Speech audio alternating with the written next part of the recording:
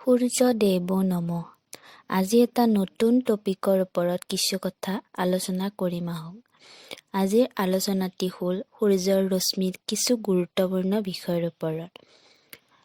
D ভিটামিনযুক্ত সূৰ্যৰ এই কিৰণ আমাৰ কাৰণে কিমান উপকাৰী আপোনালোক সকলোৱে জানে। আহকচোন অকণমান আৰু বহলাই জানিলোঁ। সূৰ্যৰ ৰশ্মিত থকা ডি ভিটামিন সাধাৰণ দেহৰ হাড় গঠনত অতি প্ৰয়োজনীয়।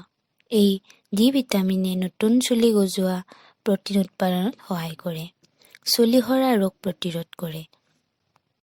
সূৰ্যৰ ৰশ্মিয়ে আমাৰ ছালখনক উজ্জ্বল কৰি তোলে, ছালৰ ভিতৰত থকা অশুদ্ধিবোৰ আঁতৰায়। ইয়াৰ লগতে আমাৰ শৰীৰৰ বিভিন্ন আভ্যন্তৰীণ কাৰ্য সম্পন্ন কৰা অংগ যেনে অগ্নাশয়, হৃদপিণ্ড, জনন অংগ আদিক সুস্থ সবল কৰি ৰাখে।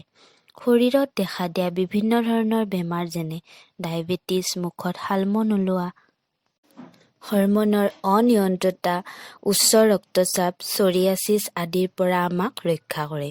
শৰীৰৰ সক্ৰিয়তা, মানসিক প্ৰফুল্লতা, টোপনিৰ নিয়মীয়তা আদিৰ ক্ষেত্ৰত সূৰ্যৰ ৰশ্মিৰ সেৱন অতি সহায়কাৰী। এই ৰশ্মিৰ সেৱন আমি ৰাতিপুৱাৰ সূৰ্য দেৱতা উদয় হোৱাৰ সময়খিনিৰ পৰা 30 মিনিটলৈ কৰা উচিত। এইখিনিয়ে আছিল আজিৰ চমু বৰ্ণনা। আশা কৰোঁ আপোনালোকে ভিডিঅ'টি চাই ভাল পালে। যদি ভিডিঅ'টি চাই ভাল পালে তেতিয়াহ'লে আমাৰ ভিডিঅ'টিত এটি লাইক, এটি কমেণ্ট এণ্ড ভিডিঅ'টি শ্বেয়াৰ কৰি দিবলৈ একেবাৰে নাপাহৰিব। শেষত ধন্যবাদ।